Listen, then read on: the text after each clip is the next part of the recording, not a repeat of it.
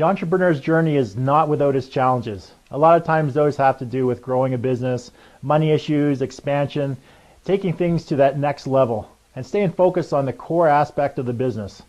Success for many entrepreneurs does not come easy. However, they're really officially made it. You know, they seem like they've actually made it, but what you don't know is all of the challenges and struggles that they've actually went through to get there. Because once they've made it, all you know is, oh, they're an overnight success, or they were lucky, or they were in the right place at the right time. Little is heard of the struggles, the journey, the challenges, the wins and losses. And that's what today's show is all about. Talking about the journey of successful entrepreneurs and what they went through to get where they are today. You know, what have they learned from their journey, and the wisdom that they can impart upon you, the viewers, and also that they take into the next phase of their business so that you can get from where you are today to where you want to be in the future. And that's what today's show is all about. Now, I'd like to welcome you to the John A. McCabe Show. This is Accelerating Your Authority, and we're streaming live to Facebook, where they let just anyone with a camera, a mic, create their own show and name it after themselves. What can I say? And today's show is actually sponsored by our Authority Acceleration Coaching Program, where you too can be positioned as the authority in your field in 100 days or less. I also want to tell you that this is going to be an exciting episode because our guest today is none other than Keith Shannon. Keith's a business owner, podcast host, and he's an actual rock star. Keith is an inspirational entrepreneur who recently built a business that hit high six figures in only his second year and is now about to hit that seven-figure mark. He's about to break that $1 million mark. Now, how did he do it so quickly? Simple. He expertly positioned himself from the get-go, and he'll explain exactly how he did that in this episode. Now, one of the things I love about Keith is he's so high energy. The guy is always fun, and talking to him, I think you're really going to love this show. Now, when he's not making money as an entrepreneur, Keith rocks it out as Nikki Sixx in the Motley Crue tribute band Motley 2.0. Now, this guy lays carpet during the day and rocks hard at night. And in his spare time, he decided to become a best-selling author and launched two successful podcasts, Instant Authority Expert and Rock Nation, where yours truly was actually a guest on the Instant Authority Expert show. Recently, Keith was on a season of Love It or List It, filmed in Ontario. We'll get into that, all the events in Keith's journey that actually led him up to being part of that show. We're also going to ask the big question: why the hell did you start a podcasting show about instant authority when you're in the carpet business? Now, I originally met Keith in San Diego at an event, and I think it was a Publish and Profit event where we actually connected and we ended up joining the same mastermind group. Keith and I both value and understand the power of masterminds and the power of coaching and getting coached, help from people who have way more experience than we do in the areas that we actually want to go. So we can actually shorten our learning curve and get to where we want to go a lot faster. Now, Keith's a great guy and definitely someone that you can sit down and have a drink with, or in our case, we had several bottles of beer at the hotel bar one night with him and his wife, Michelle. So just before I bring Keith on, what we're going to do is we're going to do a quick transition, and I'm actually going to play the intro to Keith's podcast where I was on the show. So let's roll to the transition and the intro.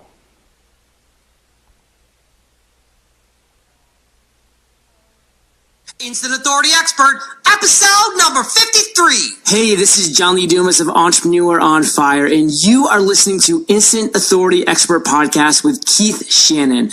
Position yourself for success. What does it take to become an expert? It takes motivation, stick-to-itiveness, and the right tools don't hurt either. Welcome to Instant Authority Expert, the podcast designed to help you position yourself for success. Here's your host, Keith Shannon. Hi, everybody. Welcome. Today on the show, we have none other than Mr. John McCabe, and today we're talking about real estate investing. All right, welcome back. We're here with Keith Shannon, and welcome to the show, Keith. It's such an honor to have you. What's going on, brother? You see it, man. You see it. How's things in Ontario? It's warm. It's good. It's still summer, so good times. Excellent, excellent. Hey, so glad you can join us, but we're going to get into it here. And today's show is all about the entrepreneurial journey, and Keith has a great story from when he actually started into the entrepreneurship. I think it was 20-some years ago. He started into a different business than he's in right now. So Keith, why don't you just roll back a few years and let's get started into the first business you got into and sort of how that worked out, the challenges, the success, the challenges, the pitfalls, and how that sort of played out. I was lucky when I was 14. I was instantly attracted to business, and I actually started inventing at a very young age. I just loved it. I thought I actually at that time I knew I was going to be a rock star, and I was going to be a business success. And I knew it, man. It was going to happen. And then like an years actual later, rock star, or just in your own mind? Oh yeah. I moved to Hollywood, California at 21 years old. So nice. Yeah. So I definitely went to Los Angeles to try to be a rock star. But I was always interested in both, and I think that's a reason why I have the two podcasts, one business and one rock, because I really kind of find the two, they're really the same thing to me, business and being a rock star. Because to be a rock star sounds, it's rock star and business is business, but it's the same thing. Being a rock star is a business. Yeah, it's all about, and it's also about promoting yourself and getting known, for people to like you, to know you, to trust you is what you do in business. But sure. Being a rock star, it's getting that attention and getting in front of the right people, which is really the same skill set. It really is. I don't find any different between the two. When anyone asks me about business, they're like, how do you do this? I'm like, it's like a band. It's like you have the lead singer and you have the guitar player, and you have only one person can usually be the leader of the band. You can't have a bunch of people being the leader. You might get, an alpha and a beta. Yeah. That usually works really well in a band, but you can't have two alphas because they always break up. No, for sure. So let's go way back to your very first business. I think it was a hair salon. So it was. So you're the owner of a hair salon. Take us through how you actually became the owner of a hair salon, and then sort of how that sort of all worked out. Sure. So it was 2000. My girlfriend at the time was a hairdresser. I never did hair at all.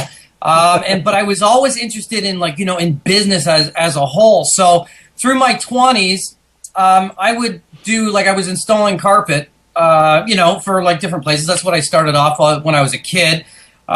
Just to, pay the bills. I was lucky that I became good at it. Yep. So I'd be laying carpet, and I'd go to a business, and I'd ask that business owner everything. I would just, I would talk to him and say, well, how do you do this? And how do you do that? And how do you own this business? It was fascinating to me, and I always wanted to know. Yep. So my girlfriend at the time was working as a hairdresser at this guy's salon. I can't remember the salon at the time, but it was a really nice salon, and he had done it all fancy, and it was really beautiful. And I said, his name was Anthony, and I said, Anthony, how much did you pay to get, to do all this work? He had the awesome lighting, and he had steel, and it was just beautiful. And he was like, well, about $80,000. Wow. And I was like, I can't do that. But he wasn't the greatest boss, and he was bouncing her check. So I think she had her check bounced 4 times in a row. It was 4 weeks in a row. And I was making some money laying carpet, and I always wanted to get into business. I'm like, why don't you quit there and we'll open a hair salon? And it was exactly like that. She was 23 at the time, so she was really young and didn't want to do it. And I was 26, 27 at the time and kind of ready to make a move. And I had the backing, I had the money. And so I said, well, let's just start looking for a spot to rent.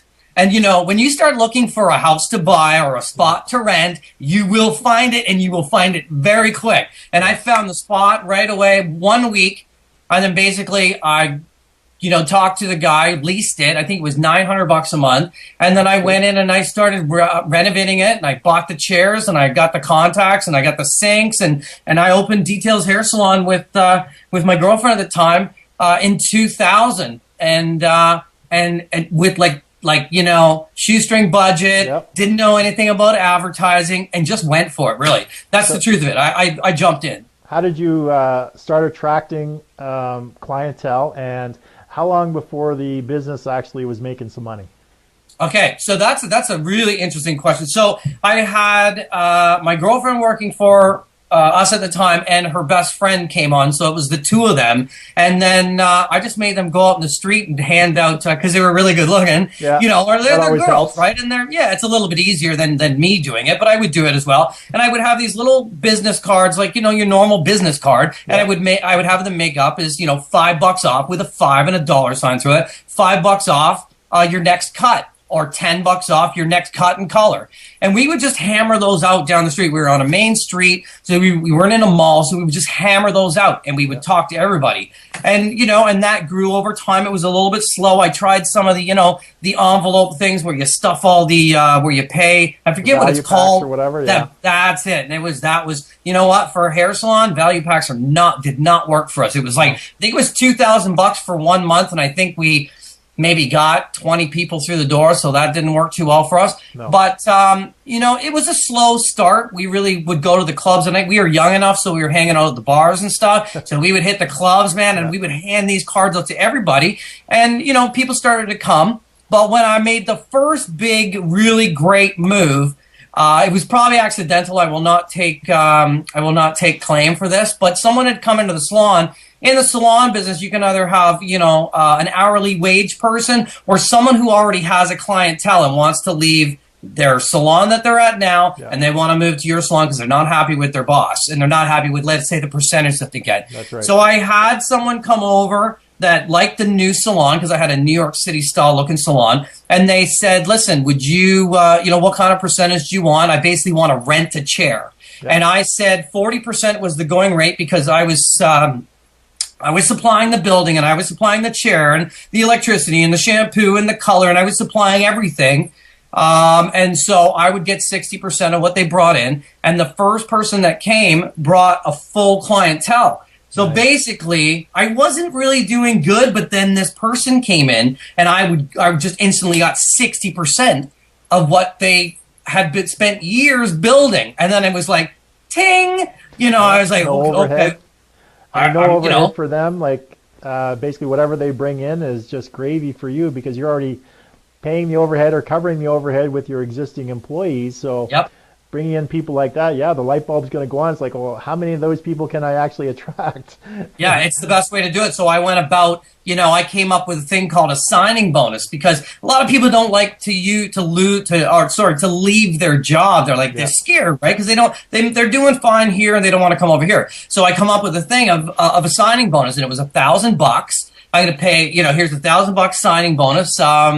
Or a trip or whatever to come and join my salon. And I had 3 people come instantly, all giving me 60%. So the first year of having my salon, I had $31,000 in the bank, a brand new 2000 Mustang. And I was feeling no pain, and I thought I was the king. I thought I was the king of the world, baby. Yep, things are never going to go bad. They're never going to go bad. It's like, you know what? I'm going to become bigger. I'm just going to do this and do this and do this. This is brilliant. So did you continue on with the carpet laying still? I was still laying carpet because I was making good money, and I was working at a place, and my girlfriend at the time was running the salon. So it was basically, I didn't have to do anything except, I was the maintenance guy, really. I paid the bills and did the maintenance, and a hair salon runs itself kind of, if you have, people that have their own clientele, because they cash the clients out, they bring the clients in, they take the phone calls when their clients come, and the girls and the guys that work there would all, participate in taking the phone or rolling the towel. So it was a really good, tight-knit unit. And I can say the first year of that salon, I really struck gold, and it was an amazing time. All right. So obviously you don't have the salon today. So at what point in time did things start to go south? About after the first year. So what I learned, and I still kind of employ, so that was 15 years ago when I opened the salon, 2000, so 15, 16 now. So I still employ that $1,000 signing bonus today in the carpet business, or a $500 signing bonus, or a present, or something, an incentive because it's nice to treat your people right. But let's go back. We'll go back to 2000. So I had $31,000 in the bank, a brand new 2000 Mustang. I had just bought my first house. Things were going good. I was making, maybe 60, 70, 80 grand as a carpet installer. Plus the salon was I just had the money in the bank. It was just a perfect thing, right? I just thought $31,000 a year, awesome. But I started getting back into business stuff maybe 2001, 2002-ish, and learning how to grow my business. Now I had something that was working. I better learn how to grow it. So I started, studying this guy, and I started studying this guy, and more in the hair salon field, not just like Anthony Robbins or Jay Abraham, but stuff like, people that had written courses in the hair salon business. Okay. And I employed a couple of those tactics, and they were a little bit strong-armed. They were a little bit hard on my employees. So one of the tactics to make more money in a salon is you have to, if you're doing as much hair as you can, you are doing as much color as you can, so you're maxed out there. The only next step is to sell product. I mean, that's it in a salon. Yeah. So what I tried to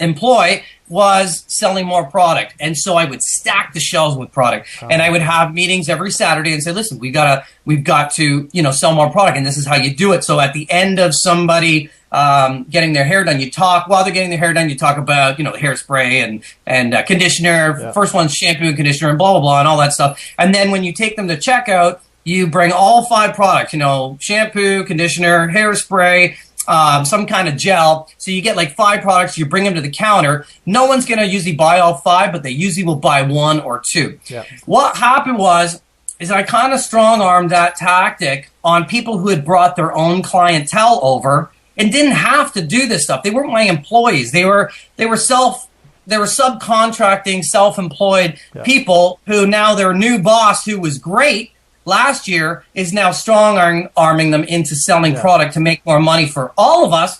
But what I didn't realize, I was pretty young at the time, that I didn't think anyone would leave, and I thought the salon would just get bigger and bigger and bigger. And what happens when you're not good to your employees, or you're kind of pushing stuff on people, I had a walkout.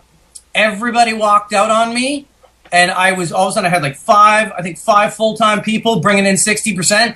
And then they all behind my back walked out. One went and opened their own salon. Another went and opened their own salon. And another one went and worked for one of those people that opened their own salon. And basically, I had a walkout. It wasn't that I lost a ton of money. It didn't make me go under. But what it did was it really I never regained that status again. I never got the salon back up to that 60%, 5 people just bringing in money.